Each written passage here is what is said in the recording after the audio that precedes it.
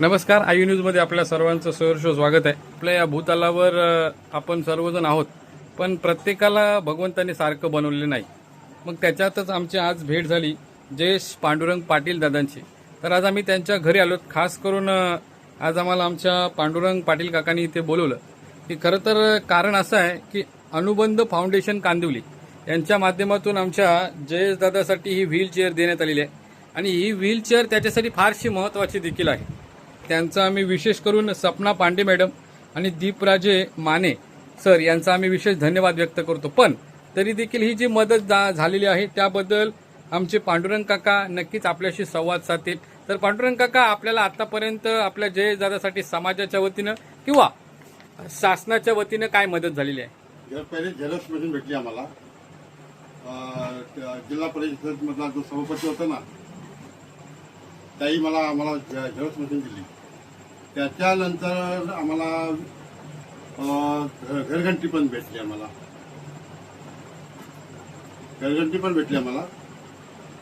त्याच्यानंतर परत आता आम्ही अर्ज केलेला आहे पंचायत समितीमध्ये. अजून त्याची मदत काही भेटली नाही.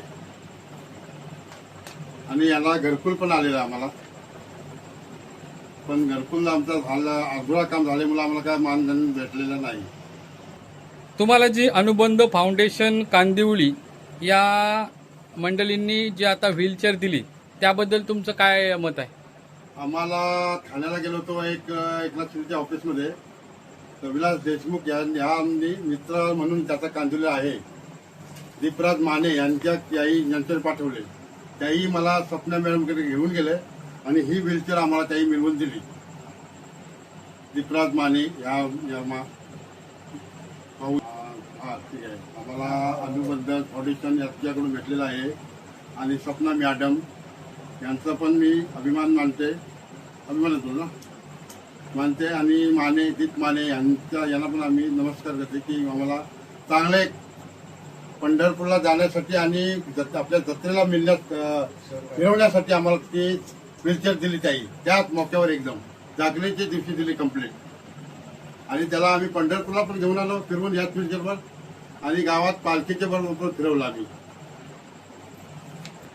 एकंदरीत आपल्याला असं त्यांच्या म्हणजे आईबाबांचं असं मत आहे की जसं आपण समाजामध्ये फिरतो, आपण देवदर्शन करतो, तसं त्यांच्या मुलाने देखील देवदर्शन केलं पाहिजे. आणि मग त्याच्यासाठी ही व्हीलचेअर फारशी महत्त्वाची होती.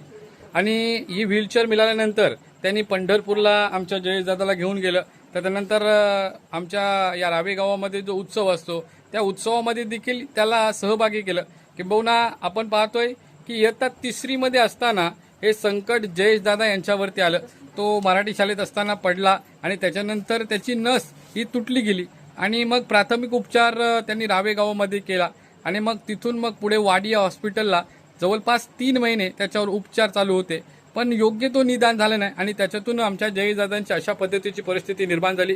स्वतःच्या पायावर त्याला उभं राहता येत नाही आणि दादांना काही करता येत नाही. मग जेवणाचा प्रकार असेल, आईला बरवावं लागतं. आणि मग टॉयलेट बाथरूम पासून सर्व आई बाबा हे त्याचे करत असतात. मग अशा परिस्थितीतून आपण पाहतोय त्याचे आई बाबा आता मार्ग काढत आहेत. पण अगदीच आपण पाहतो या समाजाकडून देखील त्यांना फारशी अपेक्षा आहेत. तरी ज्यांना जशा पद्धतीने वाटेल त्या पद्धतीने आमच्या जयेशदादाला मदत करावी. धन्यवाद.